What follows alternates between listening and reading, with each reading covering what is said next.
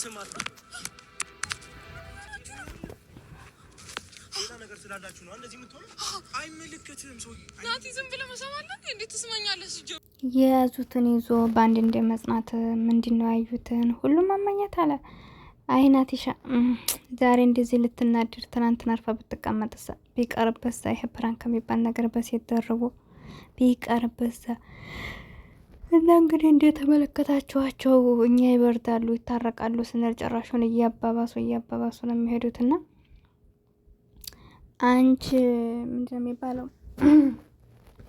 አንቺ ሁሉ ወዲያጅ እኔ ከዳተኛ ነው ታዲያ እንዴት ይኖራል ክብሪት እንዳላዳጃና አሰላሙ አለይኩም ወራህመቱላሂ ወበረካቱሁ። ድን የተከበራችሁ የቻናል ቤተሰቦች እንዴት ናችሁ? ደህና ናችሁ ወይ? አላችሁ ወይ? እንዴት ይዟችኋል ስራ? ወይኔ ጉዴ! በተለይ በስደት ዓለም ላይ ያላችሁ እህቶች ጥግረራ ላይ ናችሁ። ሙስሊማት ወንድሞችም እንዲሁም ደግሞ ክርስቲያኖችም ሁላችሁ ያው ጾም ላይ ነን አሁን ሁላችንም ስለሆነ እና ብቻ አላህ ያበርታን ጾም ከሚቀበሉት ያደርገን። ዱዓ ጸሎት እናርግ ለሀገራችንም፣ ለተቸገሩትም፣ ለታመሙትም፣ ለታረዙትም፣ ሰላም ላጠራቸውም በቃ ለብዙ ሰዎች ምክንያቱም የማንኛችን ዱዓ እንደሚደርስ ስለማይታወቅ በዱዓ አንረሳሳላችኋለሁ ውዶቼ። አላህ ያበርታችሁ፣ አላህ ያጠንክራችሁ። በስደት ዓለም ላይ ያላችሁ እህቶች የማያልፍ ነገር የለም አብሽሩልኝ። ደግሞ ከዚህ ወጥተነ የተሻለ ህይወት የምንኖርበትን ያድርገን። የደከማችሁ የሰለቻችሁ አላህ ያሳምርላችሁ። ትዳር ውስጥ ያላችሁም አላህ ፍቅርን ይወፍቃችሁ። ያላገባችሁ መልካሙን ትዳር አላህ ይወፍቃችሁ። ወዳችኋለሁ፣ አከብራችኋለሁ። ቪዲዮውን ስትጀምሩ ላይክ እያደረጋችሁ እስኪ አብራን እንቆይ ትላላችሁና እና ሄሉሻ እንግዲህ እንደተመለከታችኋቸው እኛ ነገር ተስተካክሎ ይመጣሉ ስንል እነሱ እንደሆነ እያፋፋሙ ነው እየሄዱ ያሉትና ዛሬ ደግሞ እንግዲህ ሲስባት ናቲም ተናዶ መጥቶ ይስማት። ህፃን ልጅ ናቸው እንደ ይሄ ልጅ ግን እንደ ህፃን ላይ እየሆኑ ነው የሚሄዱት። የምር በቃ እልህ ነው ፍቅር እኮ አለባቸው ሁለታቸውም። ከሁለታቸውም ላይ ፍቅር አለ፣ ግን ደግሞ ይልህ መበሻሸቅ የሚባል ነገር በጣም ከባድ ነው። እውነቴን ነው የምነግራችሁና እንደዚህ አሁን እየተበሻሸቁ እያሉ ነገ ደግሞ ጠብቆ ዛሬ ሄሉ ይዛ መታሱና እንደዚህ ሆኖ ይለ ነገ ደግሞ እርግጠኛ ነኝ ናቲ ያችን ጓደኛውን ይዞ ይመጣልና ብዙ ጊዜ እንደዚህ ስንፈካከር ነገሮች ከማስተካከል ይልቅ እየተባባሱ ነው የሚሄዱትና የሰው ልጅ በዚህ ልቅ ነው ማለት ሰውን በመሀላችን እያስገባን የበለጠ ቅሬታን ከምናስገባ ሰውን ከምንሰበር በቃ ይበቃናል ካሁን በኋላ ፍቅራችን አልቋል ብለው ካሰቡ ኖርማል መለየት እኮ ይችላሉ። አሁን ሄሉ እንዳለችው የሱና የኔ ነገር ያኔ ይስተካከላል ብለን ነበር። ነገር ግን እየተስተካከለ ሳይሆን የሚሄደው እየባሰ ነው የሚሄደውና በቃ አስፈላጊ አይደለም ነው ያለችውና እንደዚህ መስሎ ከታያቸው የእውነትም በተፈጠረው ነገር ይቅር ተባብለው የማይቀጥሉ ከሆነ ማለት በመሀላቸው የተወዛገበ ጥላቻን ባይፈጥሩ ጥሩ ነው ብዬ አስባለሁ። ለምንድን ነው እንኳን እነሱ 3 አመት ከዛሬ 3 አመት እንግዲህ ዩቲዩብራቸው እንኳን ራሱ አሁን ገብቼ እያየው እንግዲህ ከ3 አመት በፊት የተሰራ አብሮነታቸው ከዛ በፊት ነው በነገራችን ላይ። ስለዚህ እንደ 3 አመት ማለት ቀላል አይደለም። ስለዚህ ምንም ቢሆን ህሊና ላለው ሰው አንድ ቀንም ቢሆን ተገናኝታችሁ ሻይ ቡና ያላችሁት ሰው አይረሳም። በቃ እውነት እኔ አሁን ብዙ ጊዜ እንደዚህ መኪና ውስጥ ወይም ደግሞ ወደ ኢትዮጵያ ስገባ ያገኘኋቸው ልጆች ወላሂ አእምሮ ላይ የሚያጠፉ ልጆች አሉ። አሁን እንደ አጋጣሚ በቃ መኪና ውስጥ ተገናኝተን ግን ቁጥር ተቀይረን ከዛ ቁጥራቸው ጠፋብኝ። እኔ ቁጥሯ ጠፍቶብኝ የሆነ የወልዲያ ልጅ ናትና ወላሂ መቼም አልረሳትም አእምሮ ላይ። ለምንድን ነው በነበረችን ከመኪና ውስጥ ጀምረና ገባና ሀገር ማለት ነው ሀገር ገብተን ራሱ ተደዋውለን ተገናኝተን ሻይ ቡና ተባብለናል። ግን ወላሂ መቼም ማረሳትም እስካሁን ድረስ።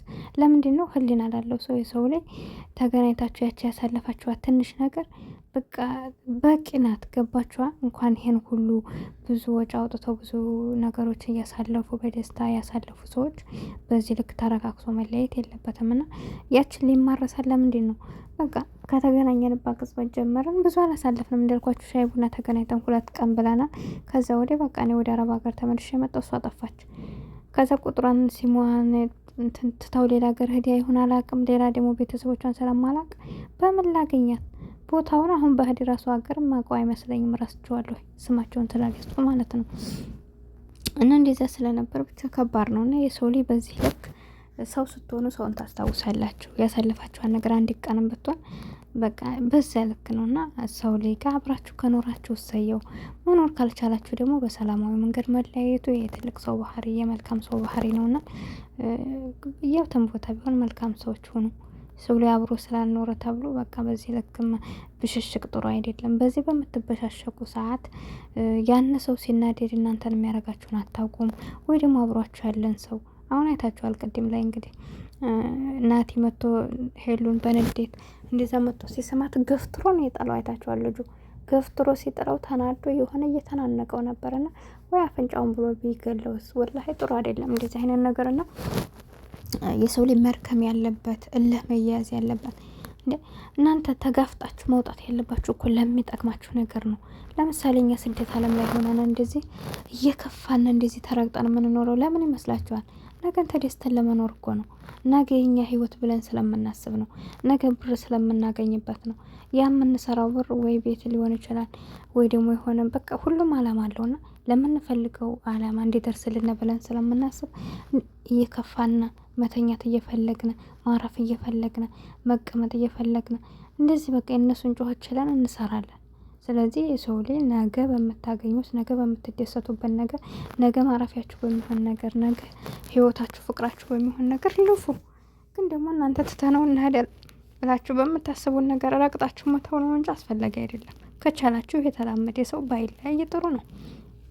እንደዚህ እውነተኛ ነገር ካለው ካላስ በቃ ይህን ነገር ለምሳሌ እናንተ ሴቶ የሆናችሁ ባላችሁ ሌላ ሴት ጋር ማግጦ ባይናችሁ አይታችሁት ካላስ ይህን ነገር ማረም አልችልም። ስለዚህ እሱ ጥፋት አጥፍቷል። እኔ ካሁን በኋላ እሱ ጋር ብኖርም ያን ነገር አይምሮዬ ላይ ስለሚመላለስብኝ ሰላማዊ ህይወት ልሰጠው አልችልም። ስለዚህ ይቅርብኝ ብላችሁ የምትወስኑ ከሆነ ካላስ እርግፍ አድርጋችሁ ንቃችሁ በሰላም መተው።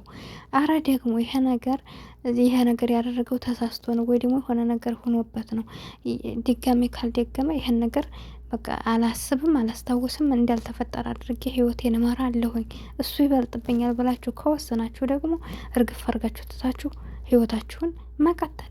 ሌላ ድጋሜ ሲደርስ የዛኔ ያደርሳችኋል። ግን ያነ ሰው እውነትም በዛ በተፈጠረበት ነገር በምንም ይሁን በምንም ተጸጽቶ ካሁን በኋላ አልደርስም ላለፈው ይቅር በይኝ ብሎሽ ያነ ሰው ቀጥ ብሎ ከኖረ ትዳሩን አንቺ ማምነሽበት ከኖርሽ በቃ ለእንደዚህ አይነት ነገር ዋጋ በከፍሎ ችግር የለም። ግን ደግሞ አንድን ሰው በቃኝ አልፈልግም ተባብላችሁ ስታበቁ እሱ ጋር ለመያያዝ ቀና እሱ የሚወደን ሰው ሁሉ የሚሄ ነው እና ለሰው ልጅ ደግሞ እንደዚህ እኛ ሌላ ሰው ሲያገባና የጣሉበትን ሰው ሲያነሱበት እንደማይወድ ይሄ የታወቀ ነውና እንኳን ከፊቱ በወዲያው ቅጽበት በስንት ዓመታችን ራሱ ማግባታችን ከታወቀ እንደሚናደዱ ይሄ ማዕሮፍ ነው። እና ይሄ ነገር ስላለ ስለዚህ መበሻሸቅ ጥሩ አይደለም። አንዳንድ ሰዎች በሽቀው ብቻ ዝም አይሉም። በህይወታችን ጠባሳ ጥለውብናል ያልፉ ይችላሉና ወይ ደግሞ አጋጣሚ የሚከሰቱ ክስተቶች ሰዎችን አደጋ ውስጥ ይከታሉ። ከዚህ አንጻር እንደዚህ ላይ ያለበት ነገር ባተው ይሻላል ብዬ ነው የማስበው። ለማንኛውም ቻናል ላይክ ሰብ አድርጉኝ። አሰላሙ አለይኩም ወራህመቱላሂ ወበረካቱ።